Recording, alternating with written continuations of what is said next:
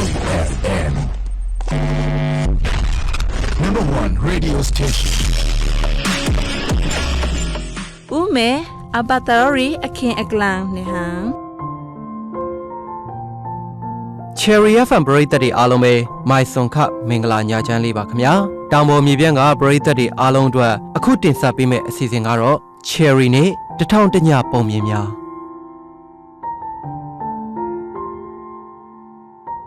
Cherry FM ပရိသတ်တွေအခုလိုညချမ်းချိန်ခါမျိုးလေးမှာအိယာဝင်တေးလေးတွေနားမထောင်ခင်ပုံမြင်ဇာတ်လမ်းလေးတွေကိုကျွန်တော်ဝေယံကနေပြီးတော့ပြပြပေးကြပါမယ်အခုပြပြပေးမယ့်ပုံမြင်စာအုပ်ဟာဆိုရင်လေ1980ပြည့်နှစ်အမျိုးသားစာပေဘာသာပြန်စုရစာအုပ်တို့ဖြစ်တဲ့စာရေးဆရာကျော်လိုင်ဦးဘာသာပြန်ရေးသားထားတဲ့တထောင်တညပုံမြင်များဆိုတဲ့စာအုပ်လေးပဲဖြစ်ပါရခင်ဗျာကဲအဲ့တော့ဒီနေ့စီစဉ်မှာဆိုရင်လေတောင်ပေါ်မြေပြန့်က Cherry FM ပရိသတ်တွေအားလုံးအတွက်ပုံမြင်လေးကိုအခုပဲစတင်ခြင်းပါရခင်ဗျာ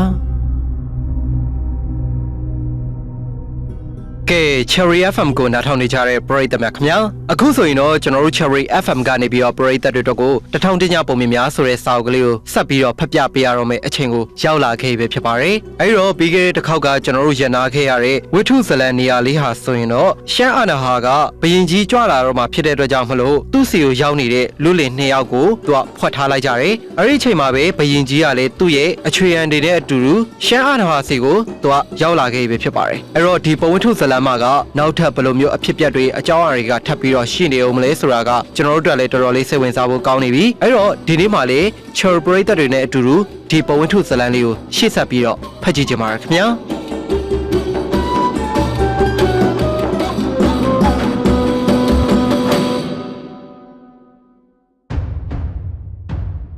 ဘရင်ရှိတော်ပြည်များရောက်လာကြောင်းပါဟုရှောက်ထားလေတဲ့အခါမှာတော့ရှမ်းအာနာဟာကနေရာနေလှည့်မြန်စွာထပြီးတော့ကြေးကျွန်တယောက်ကိုအဘူဟာဆန်နဲ့သူ့မိတ်ဆွေကိုအပေါ်ထက်ခေါ်သွားပြီးနေဝင်ချိန်အထိဝှက်ထားလိုက်ပါလို့အမိန့်ပေးလေတဲ့အခါမှာကျွန်မိန်းကလေးကဟာဆန်တို့2ယောက်ကိုအပေါ်ထက်သို့ခေါ်ဆောင်ပြီးတကားပိတ်ခဲ့ပါရယ်အဲဒီအချိန်မှာပဲခါလစ်ဘရင်ကြီးကဒလုတ်ကင်တင်းကွတ်တရားနှင့်တကွလက်မှာလည်းကြေးဖျောင်းနိုင်ကိုစီကင်ပြီးဥကောင်းထက်မှာအမျက်ရတနာမျိုးစုံတို့နဲ့စီချက်အပ်တဲ့တရဖူတွေကိုကိုစီစောင်းပြီးတော့အဖိုးထိုက်အဖိုးတန်ဝစ်စားတစားတို့ကိုစီရင်ထားတဲ့အပြူတော်နှစ်ကျိတ်တို့ချက်ရံပြီးတော့ကြွမြန်းတော်မူလာခဲ့ပါရယ်အဲဒီခါမှာရှမ်းအာနာဟာနဲ့ရန်ရီတော်တွေကလည်းဥယျာဉ်တကားဝကိုသွားပြီးတော့ဘရင်မင်းမြတ်အားဥညွတ်အလေးပြုအယိုသေးပြုကြပါရယ်အဲဒီနောက်ဘရင်မင်းမြတ်အားညောင်ဆောင်ရှိရာစီကိုဥဆောင်ပင့်ခေါ်လာခဲ့ပါရယ်မင်းကြီးအားတလွန်ညောင်ဆောင်မှာနေရာယူလေးရဲ့အခါမှာတော့ဥယျာဉ်တွင်းမှာရှိတဲ့ရန်ရီတော်တွေနဲ့မင်းကြီးရဲ့တင်းကွတ်တို့ကလည်းမင်းကြီးရဲ့ရှေ့မှာမတ်တက်အနေထားနဲ့ခ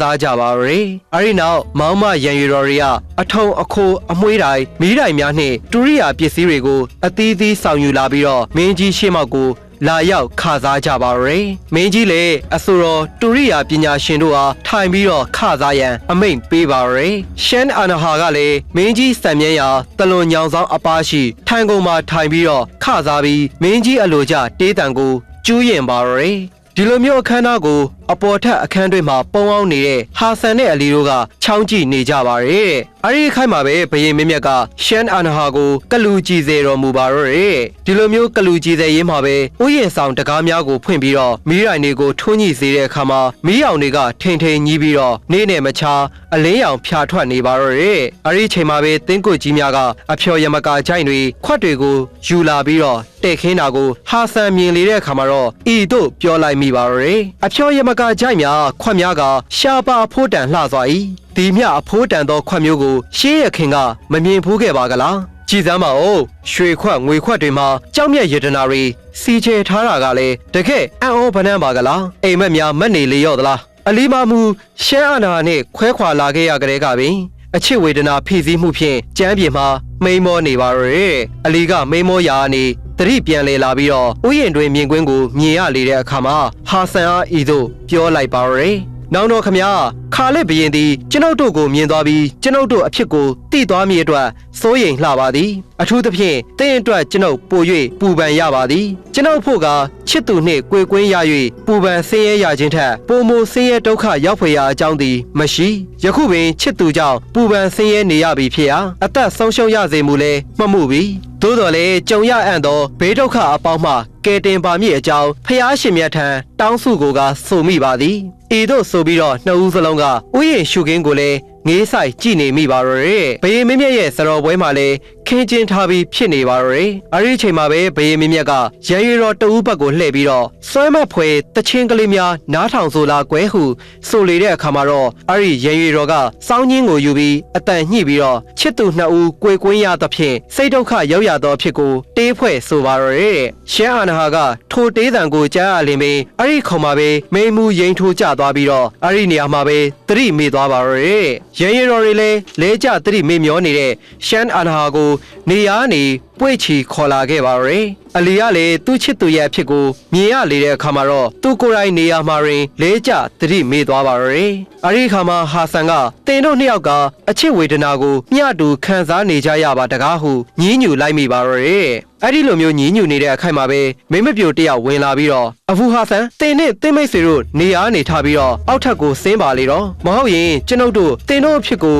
ခါလစ်ဘရင်တည်သွားပြီးတော့တင်တို့အောက်တို့အလျင်အမြန်မဆင်းလင်အားလုံးသေဘေးကိုရင်ဆိုင်ရပေအံ့ဟုဆိုလာတဲ့အတွက်ကြောင့်မလို့ဟာဆန်ကကျွန်ုပ်မိတ်ဆွေမှာအားရင်ကုန်ခန်းနေတဲ့အတွက်ကျွန်ုပ်သူ့ကိုဘယ်လိုလုပ်ထူနိုင်ပါမလဲလို့ဆိုလိုက်ပါရယ်အဲ့ဒီခါမှာမိမပြိုက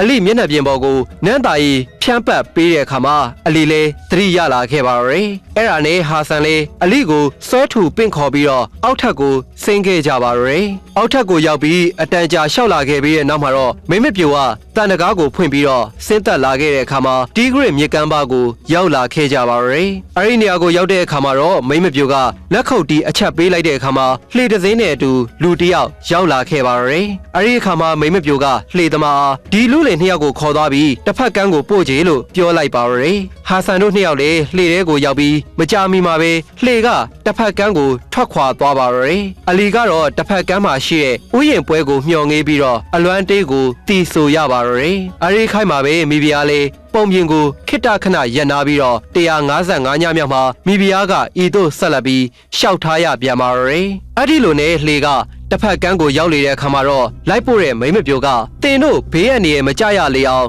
ကျွန်ုပ်လိုက်ပို့ခြင်းဖြစ်ပါသည်ဒီထက်ကျွန်ုပ်ခရီးဆက်၍ကမဖြစ်ပြီဟုဆိုပြီးတော့ပြန်အံ့ပြူပါရယ်အလီမာတော့အဲ့ဒီချိန်ထိတတိမေပြီးမိန်မောနေတဲ့အတွက်ကြောင့်မလို့ဟာဆန်ကအိန္ဒိယကကျွန်ုပ်တို့အဖို့စိတ်ချရပြီမဆိုသာကျွန်ုပ်တို့ခရီးဆက်ရပေအံ့လို့ဆိုလေတဲ့အခါမှာအလီကနေအားနေထားပြီးနှစ်ဦးစလုံးခရီးဆက်ခဲ့ကြပါရယ်ဒါပေမဲ့လေအလီမာအချစ်ဝေဒနာကြောင့်ပင်ပန်းနွမ်းရီကခရီးမဆက်နိုင်ပဲရှိနေပါရယ်အဘူဟာဆန်ကတော့ယခုမိမိတို့ရောက်ရှိနေတဲ့ရက်ကွက်မှာတိဟောင်းကျွမ်းဟောင်းများအိမ်ကိုရှာဖွေပြီးတော့အရင်နီးဆုံးမိတ်ဆွေထံကိုလာပြီးတော့တကားကိုခောက်ပါလေတော့တယ်အိမ်တွင်းကလူတွေကလည်းတကားဖွင့်ပေးပြီးတော့ဟာဆန်အားမိမိတိဟောင်းကျွမ်းဟောင်းဖြစ်သည့်အားလျော်စွာနှုတ်ဆက်စကားဆိုပြီးတော့ဟာဆန်တို့နှစ်ဦးစလုံးကိုအဆောင်တွင်းသို့ဝင်စေပါတော့တယ်အိမ်ရှင်ကဟာဆန်တို့နှစ်ဦးစလုံးကိုနေရာထိုင်ခင်းချထားပေးပြီးတဲ့နောက်လာရဲ့အကြောင်းရင်းကိုမေးလေတဲ့အခါမှာအဘူဟာဆန်ကကျွန်ုပ်ကုံဘိုးရရန်ရှိသောလူတစ်ယောက်သည်အရက်တစ်ပါးသို့ပြောင်းရွှေ့သွားအံ့ဟုသတင်းရတဲ့အတွက်ထိုသူကိုတွေ့ရန်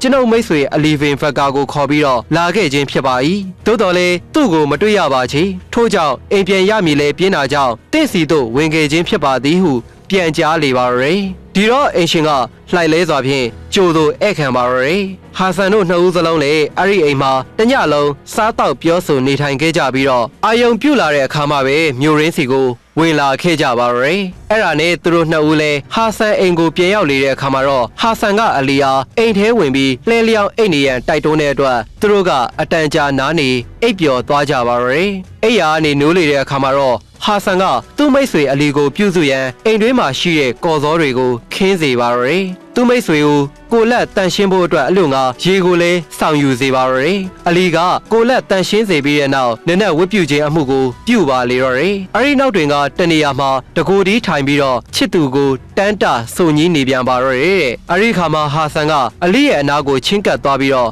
ဤသို့ပြောပါလေတော့ရယ်နောက်ငယ်ညကလည်းကျွန်ုပ်တို့အတူနေခဲ့ကြပြီကျွန်ုပ်နှင့်နေရသည်ကိုသိမပြောသည်လောပျော်ရွှင်ချမ်းမြေ့စွာအတူနေပါလေပူပန်တောကဟူသည်မြကိုလည်းမေးပြောက်ထားပါလေအဲ့ဒီခါမှာအလီကနောင်တော်သာပျော်သလိုနေပါလေကျွန်ုပ်ဖို့ကကြာရောက်လာသောဘေးဒုက္ခမှ ရုံထွက်ခြင်းကမစွမ်းတာပါတို့ဖြစ်ရာတင့်ဘသာစိတ်တိုင်းကြနေပါလေဟုဆိုပါတော့ရဲ့အရီနောက်ဟာဆန်ကသူ့မိတ်ဆွေအားဖျော်ပြရန်လက်ရွေးစင်တေးသချင်းတွေတို့ကိုအခေါ်စေလိုက်ပြန်ပါရဲ့စားတော့ပွဲတွေကိုလည်းခင်းကျင်းစေပါရဲ့ပြီးတဲ့နောက်မှာတော့နှစ်ဦးစလုံးပင်တနေ့တာလုံးပျော်ရွှင်မြူးထူးစွာစားတော့နေထိုင်ကြပါရဲ့ညသို့တိုင်လာတဲ့အခါမှာတော့ဖျောင်းတိုင်တွေကိုထွန်းညှိပြီးဆက်လက်ပြီးတော့ပျော်ပွဲစင်ကြပြန်လေတဲ့အခါမှာအဆိုတော်မိန်းကလေးကကြက်မမှွေ၍မျက်စိတမိတ်အတွင်းမှာပင်အမျက်နိုးရဆုံးသောတငယ်ချင်းနှင့်ကိုယ်ကွင်းရချေပြီးကာလညောင်းသောမမေ့စကောင်းမေ့ကချစ်သူကိုလည်းမေ့လျော့ကနှင့်ဆောင်းခန်းတိုင်ရပါအံ့လောဟူသောတေးကိုရင်ကျူးပါရယ်အလီလည်းအဲ့ဒီတေးတံကိုကြားရလေတဲ့အခါမှာတော့နှလုံးလေဟက်တဲဟုပြက်မြ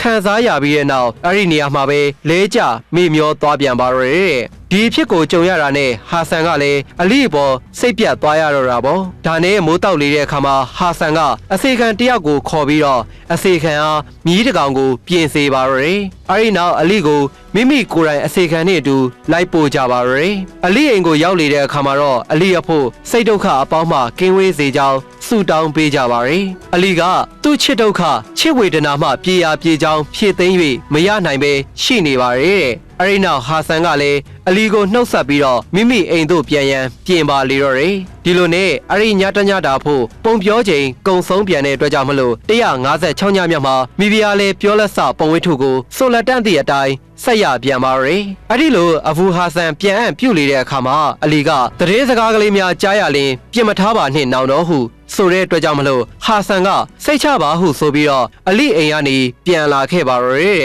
ပြီးတဲ့နောက်မှာတော့မိမိဈေးဆိုင်ကိုဖွင့်ပြီးတော့တနေကုန်ဈေးဆိုင်မှာထိုင်ရင်းရှန်အာနာဟာရဲ့တရင်ကိုစောင့်လင့်နေခဲ့ပါရယ်ဒါပေမဲ့လေသူ့စီကိုမြည်သူတဦးတယောက်ကမျှရောက်မလာခဲ့ကြပါဘူးတဲ့အရိညမှာတော့ဟာဆန်ကသူ့အိမ်မှာပဲနေခဲ့ပြီးတော့နောက်နေ့မိုးတောက်တဲ့အခါမှာသူက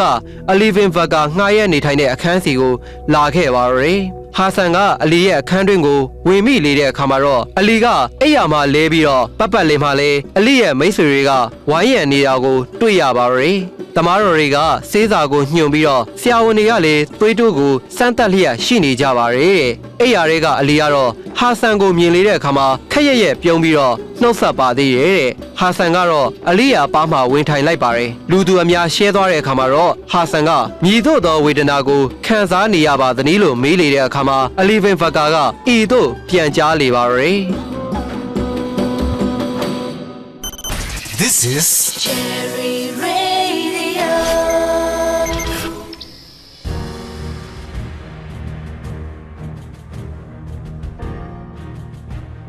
ကျွန်တော်မှာအချစ်ဝေဒနာပုံမဆိုးရွားလာပြီးတော့နေထိုင်မသာဖြစ်လာပြီးအဲ့ရမှာဘုံဘုံလေးရတော့တာပဲဖြစ်ပါတယ်အဲ့ဒါနဲ့ပဲယခုသင်မြင်ရတဲ့အတိုင်းအဲ့ရမှမထနိုင်တော့တဲ့အဖြစ်မျိုးကိုခံစားရခြင်းဖြစ်ပါသည်ကျွန်တော်အကြောင်းကိုကြား၍မိတ်ဆွေများလာရောက်မေးမြန်းကြတော့လဲကျွန်တော်မှလည်းအကြောင်းရင်းကိုမပြောနိုင်ပဲရှိရပါသည်နောက်တော့သူ့ထံမှကြုံမိန်းကလေးတယောက်မျှမလာပေဘူးလောသူ့တရင်အစနာကိုမျှပင်မကြားရပေဘူးလောအဲ့ဒီခါမှာဟာဆန်ကဤသို့ပြန်ကြားလေပါရယ်ကျွန်တော်တို့တီဂရစ်မြေကမ်းပေါ်မှာခွဲခွာလာခဲ့ရသည့်အချိန်မှစပြီးတော့ကျွန်တော်ဒီသူ့ကိုမမြင်မတွေ့ခဲ့ရခြင်းဖြစ်ပါ၏အိုးနောက်ငယ်မငိုပါနှင့်ရှက်စရာကောင်းလာပါသည်ဒီတော့အလီက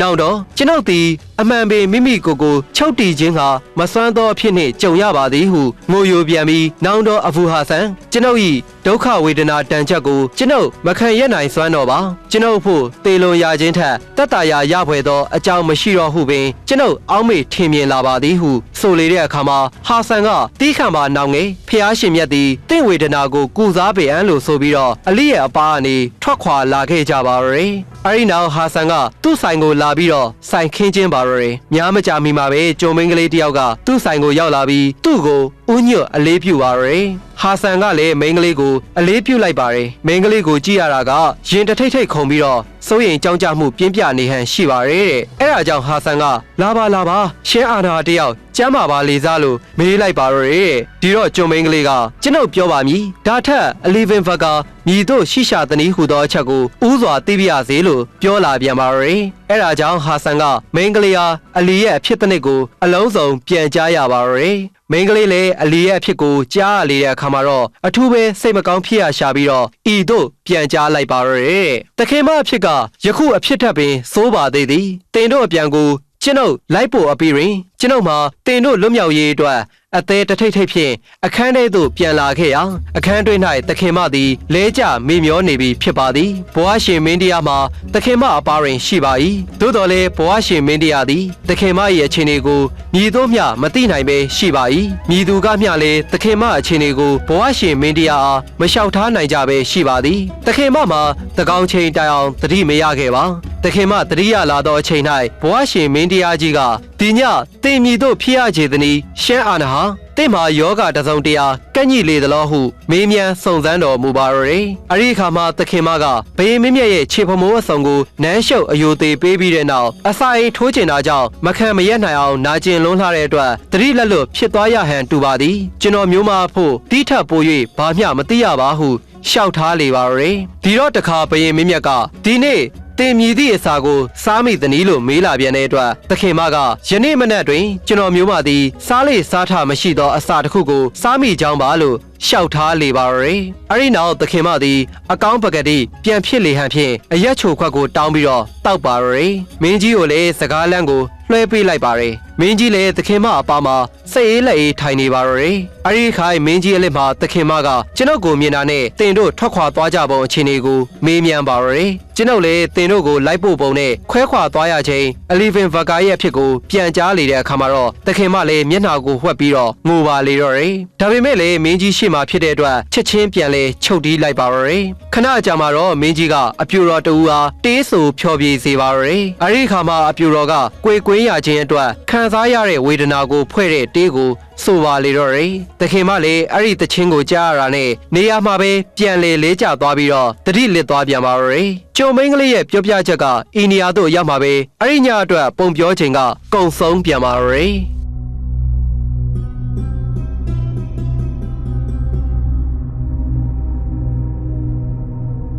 ကဲချော်ပရိသတ်များခင်ဗျာအခုဆိုရင်တော့ကျွန်တော်တို့ရောက်ရှိနေတဲ့ဝိထုဇလန်နေရာလေးဟာဆိုရင်တော့ဒါအလီနဲ့ရှမ်းအာနာတို့ရဲ့အဖြစ်အပျက်ကိုဒါတယောက်နဲ့တယောက်ပြန်ပြီးတော့ပြောနေကြတဲ့အချိန်မှာကျွန်တော်တို့ရင်နာခဲ့ရတာအဲ့တော့ဒီပဝိထုဇလန်မှာကနောက်ထပ်ဘယ်လိုတွေဆက်ပြီးတော့ဖြစ်လာအောင်မလဲဆိုတာကလည်းဒါပရိသတ်တွေလည်းစိတ်ဝင်စားနေမယ်လို့ကျွန်တော်ထင်တယ်ဒါပေမဲ့အခုကလည်းအချိန်ကအတော်လင့်သွားပြီဆိုတော့ကျွန်တော်ဒီလောက်နဲ့ပဲရင်နာကြပါရယ်နောက်တစ်ခေါက်ရဲ့အစီအစဉ်မှာပရိသတ်တွေအားလုံးနဲ့တူတူကျွန်တော်တို့ပြန်ဆုံပြီးတော့ဒီဝိထုလေးကိုဆက်ပြီးတော့ဖတ်ကြမယ်နော်ပြီးတော့ကျွန်တော်တို့ Cherry FM ရဲ့ဒီ Cherry နဲ့1000ညပုံမြင်များအစီအစဉ်ကိုတော့ကျွန်တော်တို့ Cherry FM ရဲ့ Official YouTube Channel မှာလည်း Radio ထုတ်လွှင့်ခြင်းနဲ့တပြေးညီပရိသတ်တွေကကြည့်ရှုနားဆင်နေနိုင်ပြီပဲဖြစ်ပါတယ်ပြီးတော့ကျွန်တော်တို့ Cherry FM ရဲ့ Official YouTube Channel ရဲ့ Profile ဟာဆိုရင်တော့ Cherry FM logo နဲ့ We Love Audience ဆိုတဲ့စာရန်လေးပါရှိပါရယ်နော်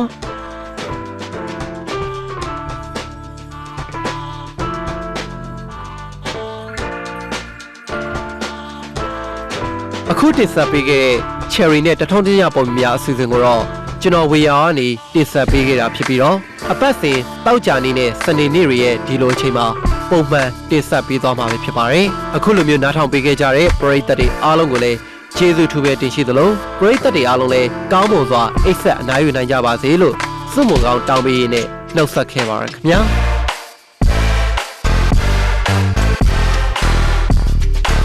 หุ้นถ่อมสิงก้อนหวานสีให้สิ้นใจมุนเสื้อกุยามสีกำค้า